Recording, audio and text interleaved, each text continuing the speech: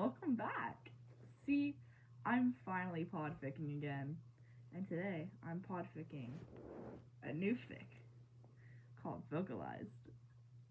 Um, so, see, before I start, I just want to say I'm sick, and I'm not at school. I was supposed to start school Monday. Nope.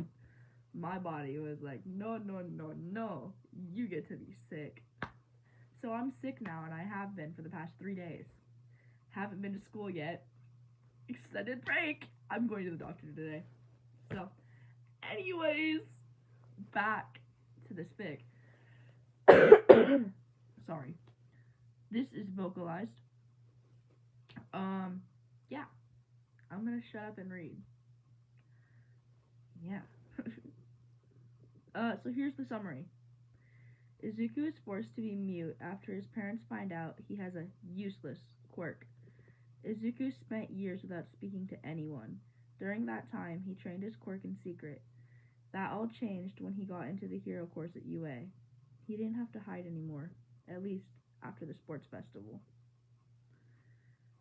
Okay, yeah, this is chapter 1.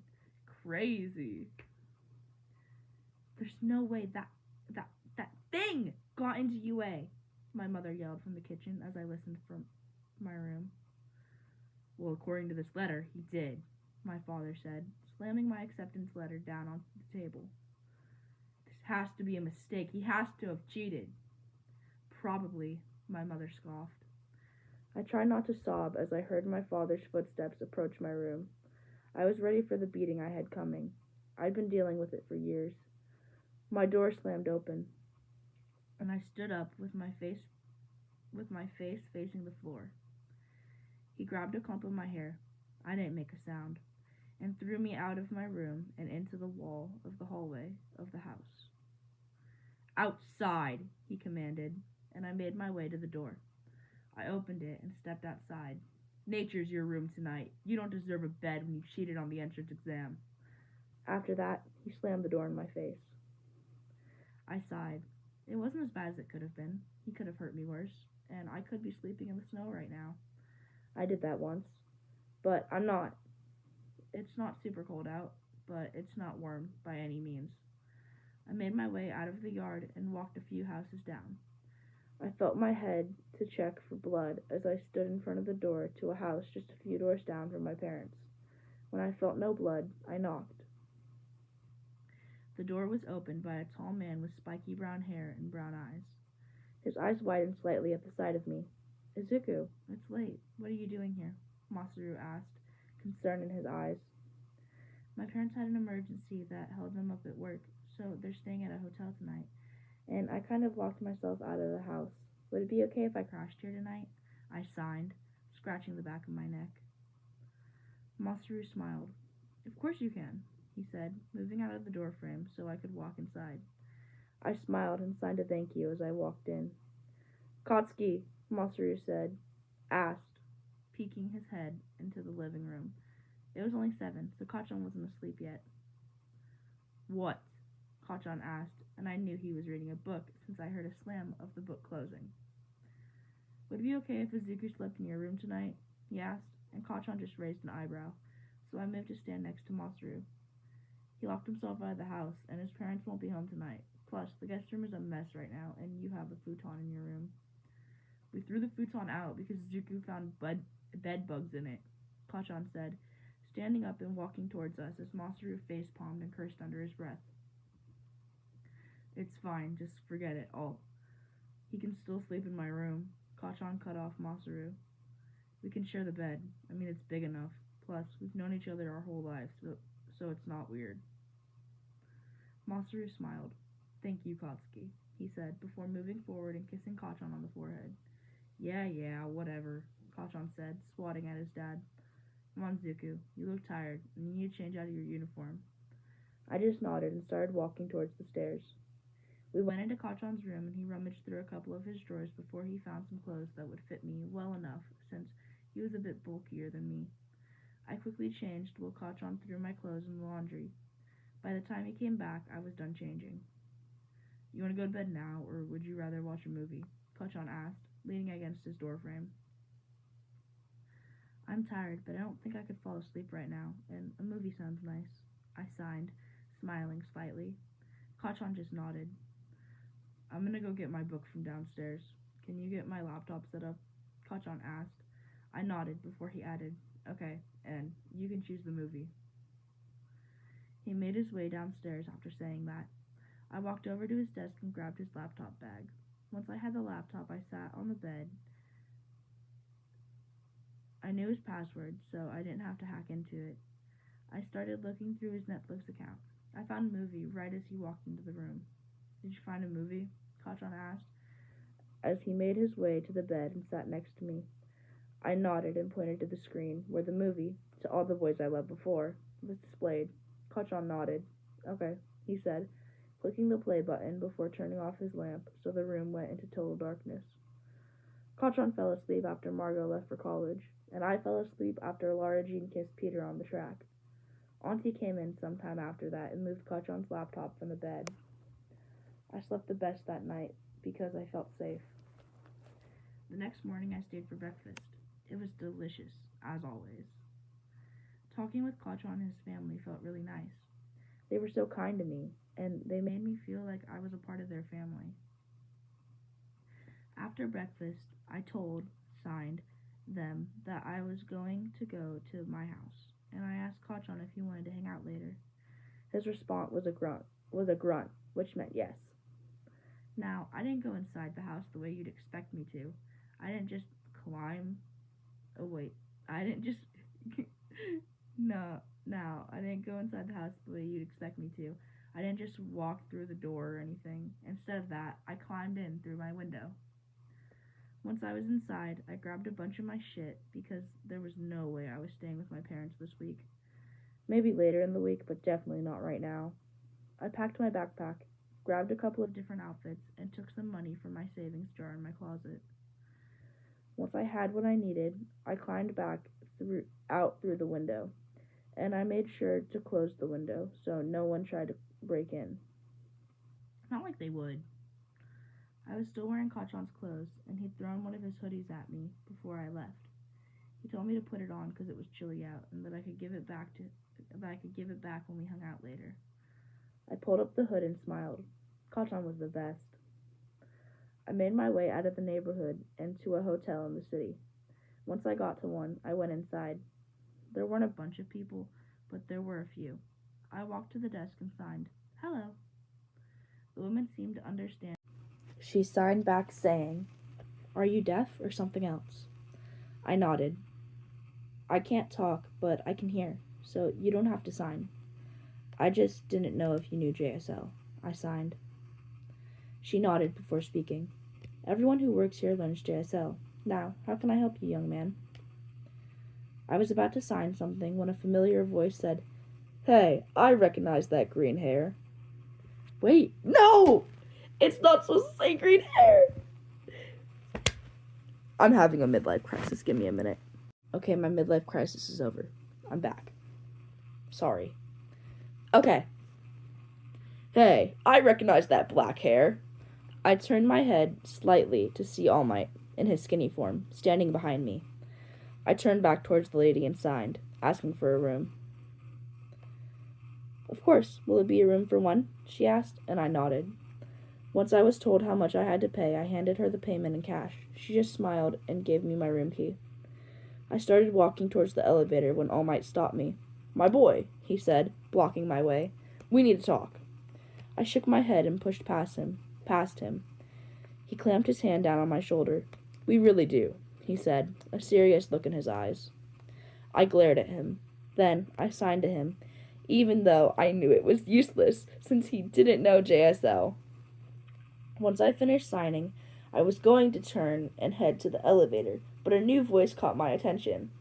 "Since you seem to not know what he just said, I'll translate," a male voice said, and I looked up to see where it was coming from, just to see a boy, probably my age, with purple hair and eyes. He continued speaking. He said, "We have nothing to talk about. I don't care what you have to say now, because you didn't care what I had to say then. Damn, man. You must have really fucked up. I, All Might stuttered, while he was trying to come up with what to say. I signed a thank you to the boy. He signed back, saying, no problem. What's your name? Izuku Midoriya, I fingerspelled, but my sign name is Broccoli. The boy smiled before signing back. My name's Satoshi Shinso, but my sign name is Purple Cat. I smiled and nodded at him, right when All Might found what he wanted to say. I'm sorry, young man, but this conversation is none of your business. You're in public. It's kind of hard to keep a conversation completely private. Shinso deadpanned. I signed to Shinso.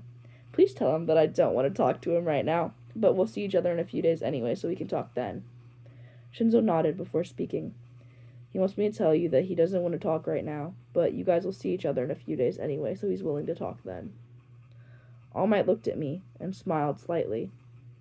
Okay, then I'll see you in a few days, my boy, All Might said, bowing slightly before leaving. I signed to Shinso for him to follow me, and he did. We went to the elevator before he asked me how I knew All Might. He said All Might. I blinked at him. The elevator door opened, and I pulled him inside, making sure no one would ride with us. Then I signed to Shinso. You know about All Might's skinny form? God, how many people has he told that to? Well, Shinso said, drawing my attention. He's told the whole UA staff since he works there now, and he's told at least one detective. I don't know how many other people, though. How do you know? He's an idiot and he told me. I signed. Shinso snorted.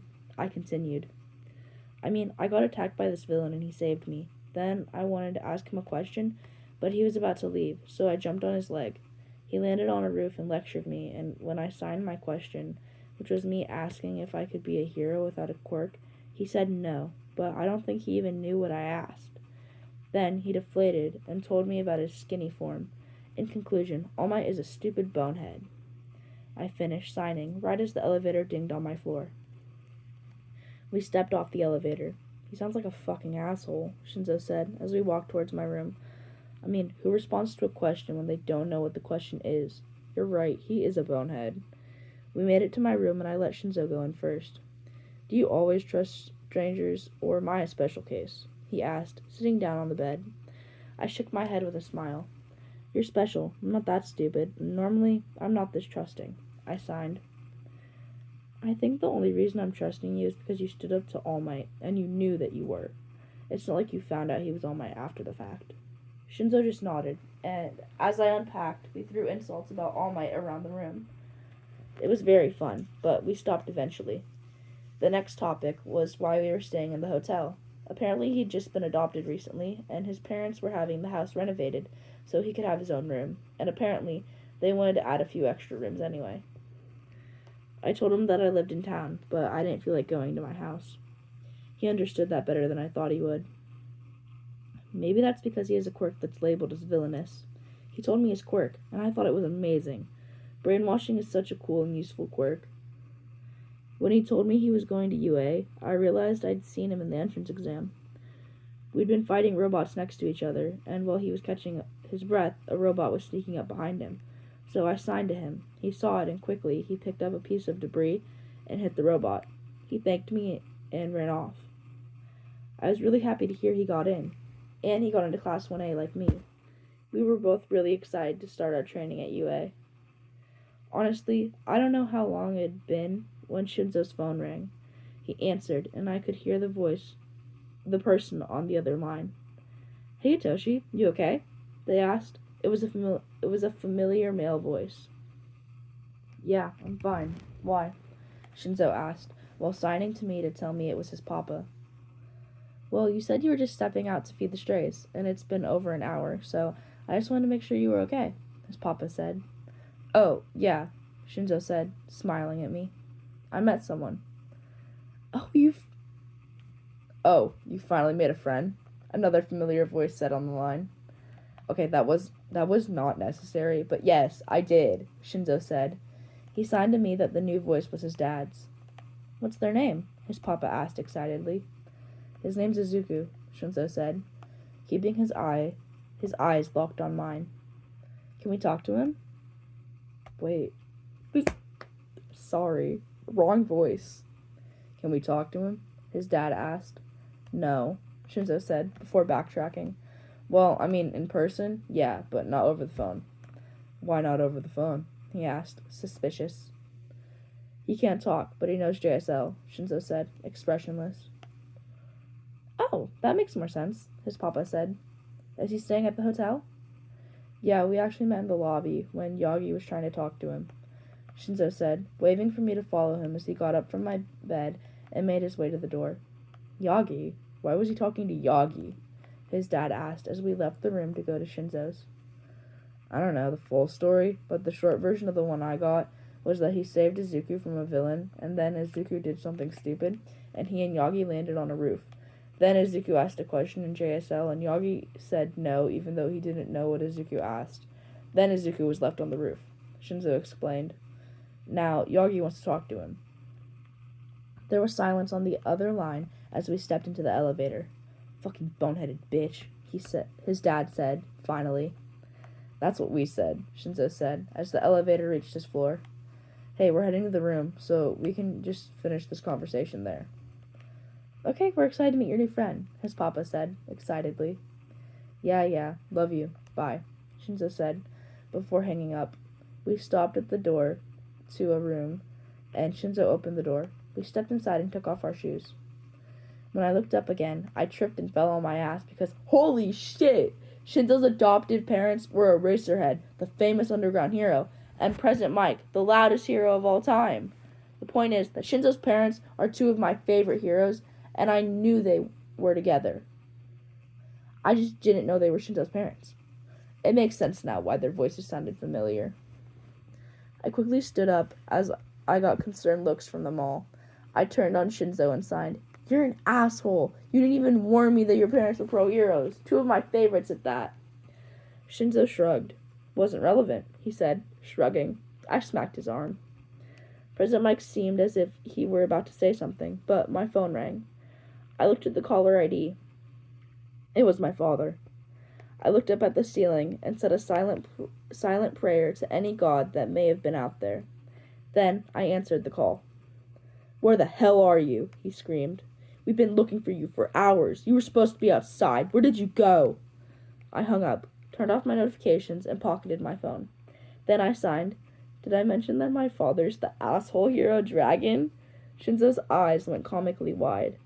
See, you can't even be mad at me now, he said, blinking fast. Your father's the number 3 hero dragon.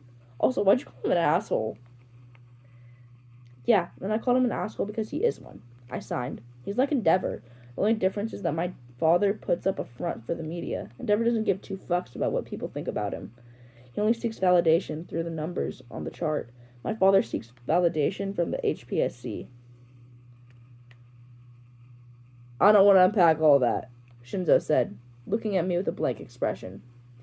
The one thing I've learned today is that the top 3 heroes of Japan are assholes. That's the best way to sum it up, I signed, smiling. You look familiar, Eraserhead said, and I looked up to meet his gaze. You remind me of someone I met a long time ago. I can't put my finger on it. Shimura? I fingerspelled, and his eyes went wide. I continued before he could ask. That was me, Izuku Shimura. I hate going by my family name, so sometimes I go by my grandma's last name. She was a hero before she died, so I feel strong when I use her last name. But anyways, yeah, we've met. You were actually the first person to really know I was mute, outside of my family. I met you the day after my incident. Also, I think you're the only reason Kachan even talks to me like a normal person, so thank you for that. Is Kachan that kid with spiky blonde hair and anger issues? Eraser asked. I laughed before nodding. Yeah, he took everything you said that day to heart, and he even repeats your words sometimes. Eraser nodded. What? President Mike asked, clearly confused. Basically, I met Shimura. Yeah, I'm going to call you Shimura because of everything you just said. A few years back. He didn't know JSL yet, so he was just writing in a notebook to talk to me. My hero career had just started, so at the time, I would just sit down at the park and drink some coffee. He sat next to me, and that's how we met. He had this friend who he called Kachan. I don't know his real name, but He was this kid with spiky blonde hair and a sharp temper. He started being mean to Shimura, and I told him off. According to Shimura, he still remembers my words, which is surprising because I sure as hell don't. You said, if you want to be a hero, you can't bully other people. Being a bully can be just as bad as being a villain in some cases. It doesn't matter how strong your will is. If you continuously hurt someone for something they can't control, or for no reason at all, then you will never be a true hero. Lucky for you, you're still a kid, which means you can still redeem yourself. So if you want to be a true hero, kid, be respectful to others. I'm not saying be a kiss-ass and do everything for them. Just don't go out of your way to be mean. If they're rude to you, just roll your eyes and tell them to fuck off. Is that word for word what he said? Shinso asked, staring at me blankly. I nodded. Can you message me that? I want to randomly quote that when he's being rude. I giggled and nodded, signing a quick, later. Shinso just nodded. Eraserhead groaned. President Mike patted Eraser's shoulder half-heartedly. So, Shimura, what high school are you going to go to? He asked, smiling. UA, I signed, and Eraser sighed. Which class? Eraser asked. 1A, I signed. I'm going to suffer, Eraser said, leaning against the wall. I'll have to deal with you two in the same class. And Kachan, I added. That's even worse, he deadpanned. I could tell he was joking, so I smiled. I stayed with Shinso, Mike, and Eraser for a while. We talked and got to know each other, but eventually I had to leave, so I could hang out with Kachan like I promised. Eraser had insisted on walking me down to the lobby to see me off. I agreed without any hesitation. Shinso seemed defeated. He was scared that Eraser was going to share stories about him. As we left, we had just stepped out of the elevator in the lobby when I felt something was wrong. I stopped and put my arm out to stop Eraser. Then I saw someone trying to jump us from the side. I grabbed their wrist and threw them to the ground. I was kneeling next to them just as they hit the ground. I grabbed them by the collar and inspected their face. One of my father's lackeys' faces. I punched him in the jaw, stood up and kicked his side. Fucking hell, Izuku, he wailed, curling into himself. You don't have to fucking kick my ass. I just wanted to give you a hug. God. I raised a questioning eyebrow at that. A hug with this knife in your back, he yelled, pulling out a knife and trying to stab me. I stepped on his hand. He dropped the knife. I picked it up and placed it under his chin. No, no, no, he yelled as I pushed the knife against his throat a little more. Now I'm gonna get killed because of you. If I don't kill you, I die. Do you get it? I have to kill you. You don't want me to die, do you, Izuku? I do, I mouthed, before moving the knife and kicking him in the head. He fell limply to the ground. He was out cold. I inspected the knife I'd taken from him for any blood. There was none. I pocketed the knife. I looked up from my pocket to see everyone staring at me. I shrugged. Shimura, Eraser said, setting his hand on my shoulder. Are you okay? I nodded. Good. Then we need to get this guy to the police station so they can identify him. I waved him off before signing. His name is Sama Taguyana. His quirk is called Freeze Touch. It gives him really cold hands, and if he makes direct contact with someone's skin, he can freeze them for up to 3 hours. When the person comes out of that state, they always have frostbite. He's a small-time villain, but he works with big guys in the other underground. He's one of All For One's lackeys who's been sent to kill me. Why does All For One want to kill you? Eraser signed back. I shrugged. He wants to kill a lot of people, but he wants to kill me because I heard his successor or whatever. I signed. Literally, all I did was kick the guy in the gut because I didn't want to talk to him. Eraser just nodded. Well, how about you go and hang out with your friend? And I'll take care of this.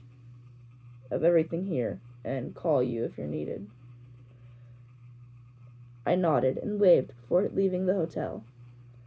Kachan had messaged me to meet him at the park, so I headed there. I stopped dead in my tracks a few feet from the park. Kachan wasn't there. My father was, though. I messaged Kachan. Where are you? I'm here. He responded with, What? I'm still at my house waiting for you, and you're not here. Sorry, I thought we were meeting at the park. Give me a second, I responded before pocketing my phone and walking into the park. My father saw me and yelled, Ah, Izuku, there you are. I glared at him. We've been looking everywhere for you. Where have you been? He asked, A fake smile plastered on his face. Fighting Sama, I signed, and his expression dropped. I just want to hang out with Kachan and take a break from you. Breaks are healthy. Maybe you and Inko should try one. I started walking away. Do not talk about your mother like that, he yelled. I flipped him the bird as I continued to walk away. Surprisingly enough, my father didn't follow me. When I got to Kachan's house, Auntie let me in. I went right to Kachan's room.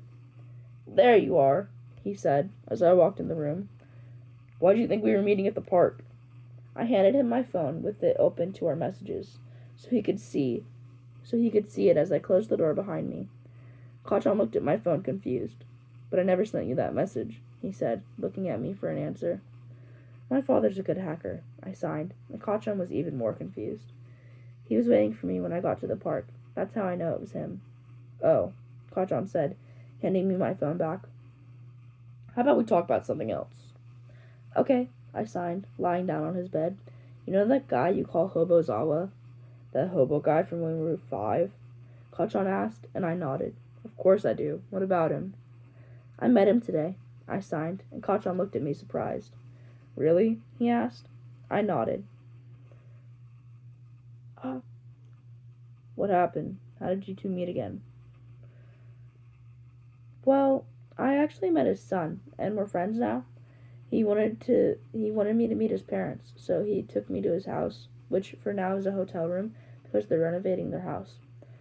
There, I saw him. He remembered us. I signed. He has a son. Wasn't he like 20 when we met him? He asked, incredulous. Adoption exists, Kachan?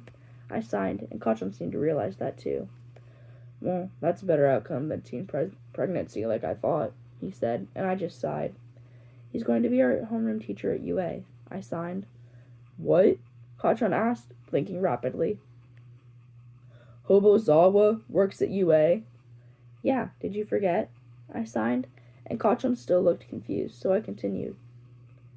I told you that he was an underground hero after he left us to our own devices at the park. Eraserhead, that's his hero name? Wait, that was real? I thought you made that up, Kachan said, shaking his head. I let my mouth hang open in shock. You thought I was lying? I signed, offended. Yes, Kachan signed back. We bantered back and forth for a while after that. It was nice. I felt like I was home. Okay, guys, that's the end of chapter 1. So, yeah. Don't mind my little midlife crisis in the, middle of this. Yes, Izuku canonically has green hair, but, for the plot in my fanfic, he cannot have green hair. Not allowed. You'll see why in chapter 3. That's the one I'm writing right now. Chapter 2 is out, but I haven't podficked it. So yeah. Also, I'm dying. Anyways. I'm not actually dying. That's a joke, guys. It was a joke! Yeah. I don't think I'm gonna make another one of these today. I can't. Can't do this, guys. Can't do it. I'm probably just gonna read fanfiction or play Minecraft. Or maybe I'll take a nap. I took a nap the past 2 days. I slept because yesterday, I got 3 hours of sleep. It was not fun. Not fun, guys. Not fun. Anyways, I should shut up and make a yap session about how I'm dying. Yeah, that should be fun. Okay, well, I'm gonna actually shut up, and then I'm gonna put this video together and put it out for you guys. So, thank you for watching. I love you. Have a good day, night, evening, morning, whatever. Bye!